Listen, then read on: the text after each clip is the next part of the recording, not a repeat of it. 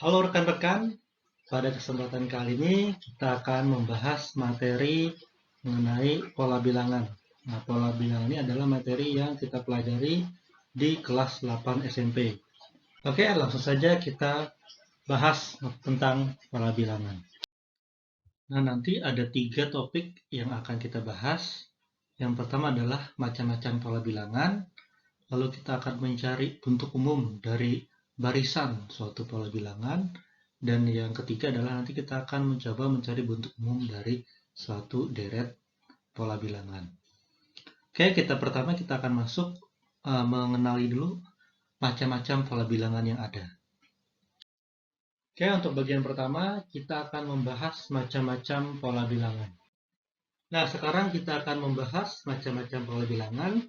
Kita sekarang fokus perhatian kita ke bagian kiri dulu. Nah, itu ada pola bilangan yang bertambah atau berkurang berdasarkan bilangan yang tetap. Jadi bilangan itu semakin besar atau semakin kecil bilangannya. Nah, sebelumnya akan saya jelaskan dulu bahwa yang ditulis di sini adalah namanya barisan bilangan. Jadi pola bilangan ini ditulis dalam bentuk barisan bilangan karena dia berbaris ya, 1, terus 3, 5, 7, 9. Jadi dia bentuk ini adalah bentuk barisan bilangan. Nah, maksudnya seperti apa? Bertambah atau berkurang berdasarkan bilangan yang tetap. Coba kita kerjakan saja pola bilangan yang pertama. Nah, di sini untuk mempermudah, bisa kita tulis pola ke atau suku ke. Ya, suku ke. Ini pertama, kedua, ketiga, keempat, kelima, keenam. Nah, berarti yang kita cari di sini adalah suku yang keenam. Nah, kita bisa simbolkan dengan U6. Nah, sekarang kita perhatikan. Dari suku 1 ke suku kedua, perubahannya bagaimana? Coba lihat. Dari suku 1 ke kedua. Ya, bentar. Nah, itu dari suku 1 ke suku kedua itu ditambah dengan 2. 1 tambah 2 sama dengan 3.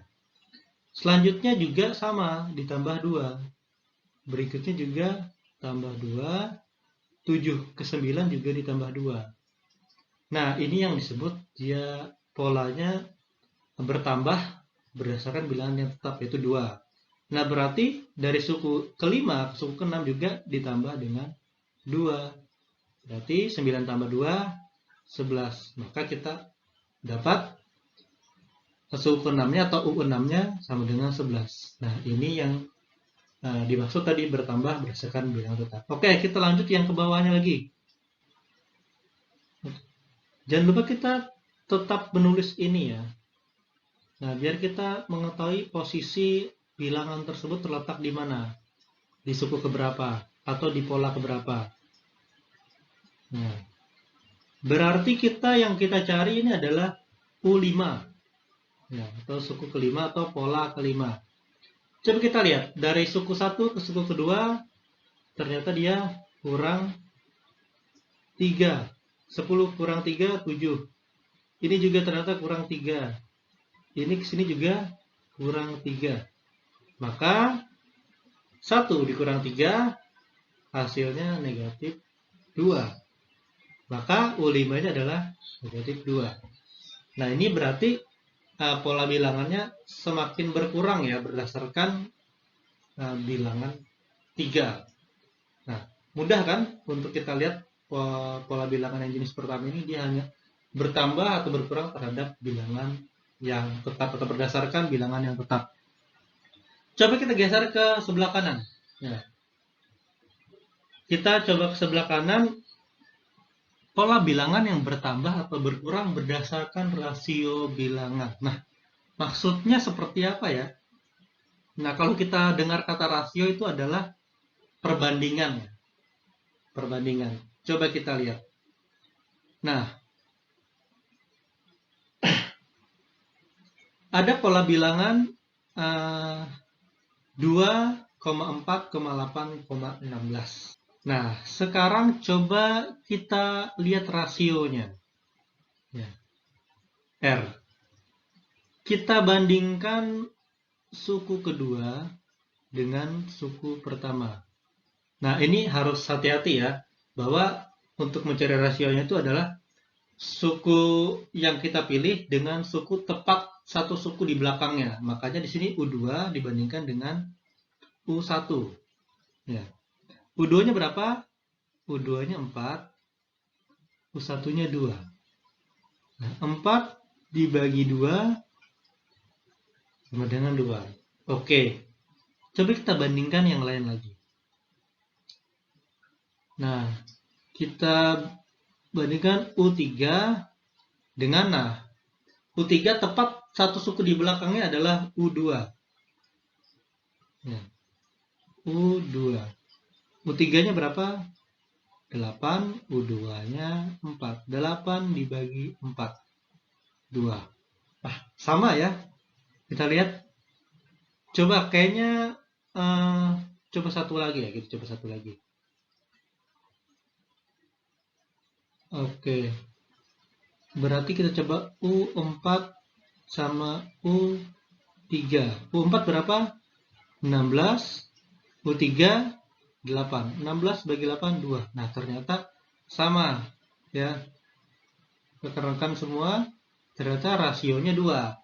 Nah, berarti kita bisa dong cari suku kelimanya dengan berpatokan rasio yang ini.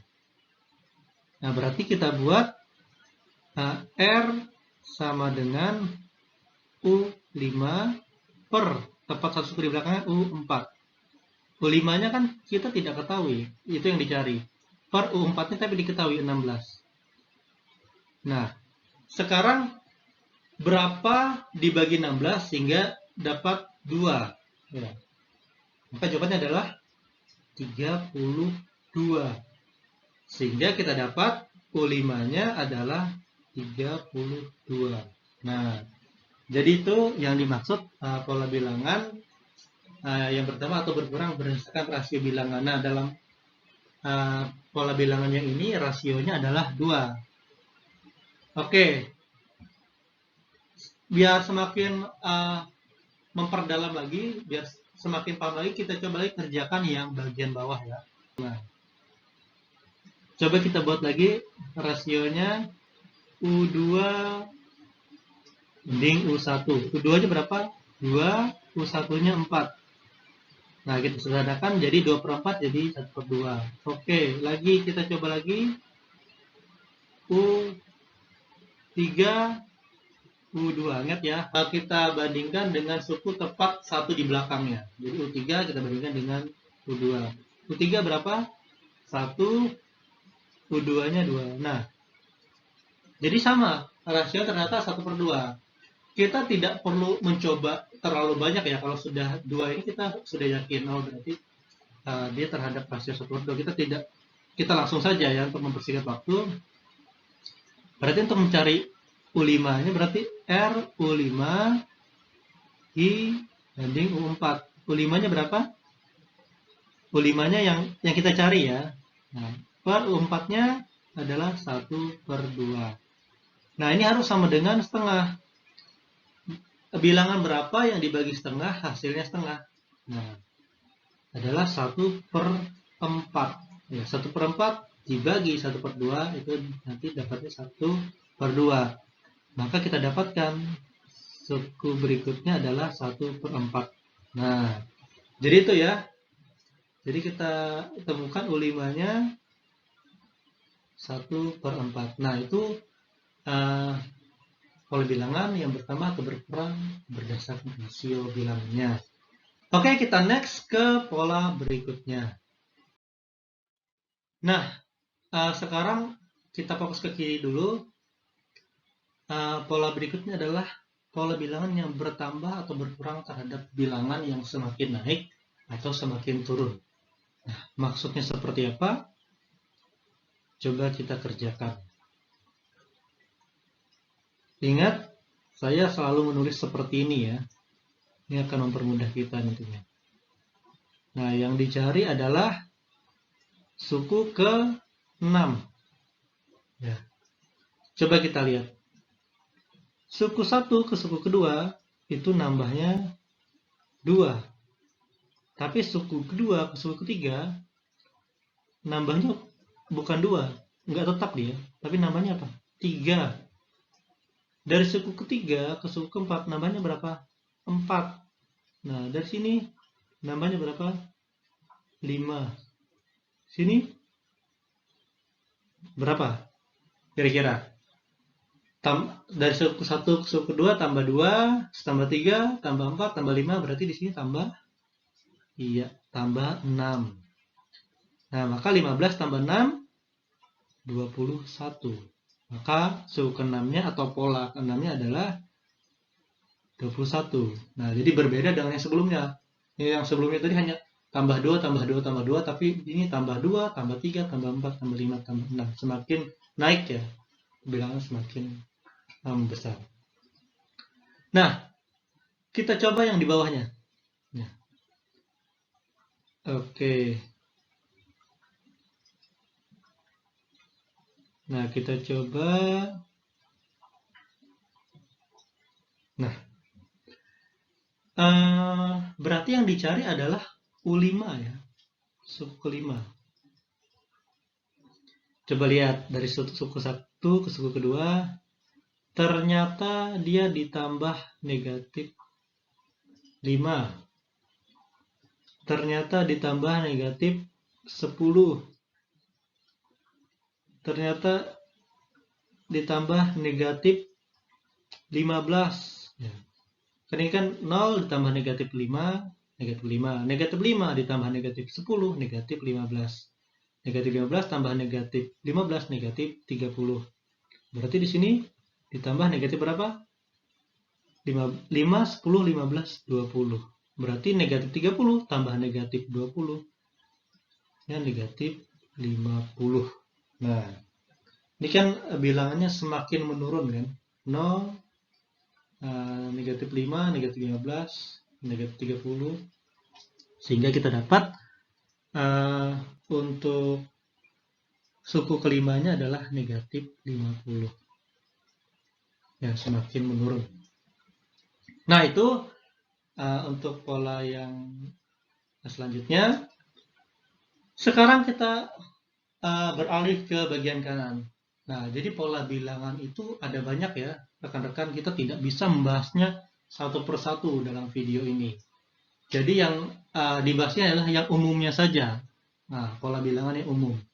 Sebenarnya masih banyak lagi pola bilangan yang perlu kita ketahui. Nah, di sini ada pola bilangan yang lainnya, yang berbeda. Coba kita lihat bagian kanan. Nah, ini yang pertama ini namanya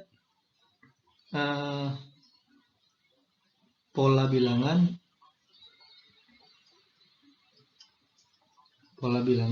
Fibonacci. Nah, ini namanya pola bilangan Fibonacci. Coba kalian lihat, suku 1 dan suku keduanya sama, ya. Tapi suku ketiga dan seterusnya itu berbeda. Nah, saya tandakan saja. Nah, pola bilangan Fibonacci ini pola ketiga atau suku ketiga itu dihasilkan dari penjumlahan dua suku sebelumnya. Jadi pola ketiga ini hasil dari pola ke-1 ditambah pola ke-2. Pola ke-1 adalah 1, pola ke-2 adalah 1, maka 1 tambah 1, maka dia jadinya 2.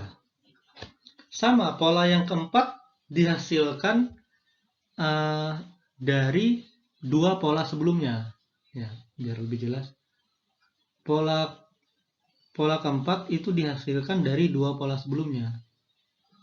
Dari suku, maksudnya adalah dua suku sebelumnya. Maka U4-nya hasilnya dari U3 tambah U2. Coba lihat, U3-nya berapa? U3-nya 2, U2-nya 1. Makanya U4-nya atau suku 4-nya adalah sama dengan 3. Ya, sama dengan 3. Nah, sama, suku kelima juga hasil dari penjumlahan dua suku sebelumnya. 2 ditambah 3 sama dengan 5. Nah, itu adalah pola bilangan Fibonacci. Nah, ini pola bilangan yang di bagian bawah ini adalah melatih kejelian mata kita melihat polanya. Coba kita lihat ya. Coba kita lihat. Nah, ini saya buat seperti ini saja. Biar mudah. Coba kita lihat. Yang dicari di sini adalah suku keberapa? Ini 1, 2, 3, 4, 5, 6, 7, 8, 9. Nah, yang dicari adalah U9 dan U10. Nah, kalau lihat pola seperti ini, kira-kira U9-nya itu berapa ya? Coba kita fokus ke kotak yang hitam. 5, 10, 15, 20, 25, maka suku 9 adalah 30. Lalu coba lihat kotak yang hijau. 1, 3, tambah berapa? 1 ke 3 tambah 2. 3 ke 5 tambah 2. 5 ke selanjutnya ke kotak hijau satunya berarti juga tambah 2. Berarti 5 ditambah 2, maka di sini 7. Maka kita tulis sini 30, di sini 7. Nah, jadi bisa kita lihat pola bilangannya. Maka untuk pola-pola bilangan kita juga harus melatih kejelian mata kita melihat pola bilangan tersebut. Nah, pesan dari saya, dalam mata pelajaran matematika itu kita tidak perlu menghafal rumus. Cukup kita belajar konsepnya secara mendalam dan kita perbanyak latihan soal, maka rumus tersebut akan datang ketika kita membutuhkannya. Jadi apa yang sudah kita pelajari dari video bagian pertama ini? Kita perlu membiasakan mata dan pikiran kita untuk melihat pola dari suatu bilangan, pola dari barisan bilangan. Lalu kita juga perlu mengetahui bahwa pola bilangan itu pasti membentuk barisan yang teratur berdasarkan aturan tertentu seperti tambah 2, tambah 2, tambah 2, atau tambah 2, tambah 3, tambah 4, tambah 5, dan seterusnya. Dan yang terakhir adalah perbanyak latihan soal.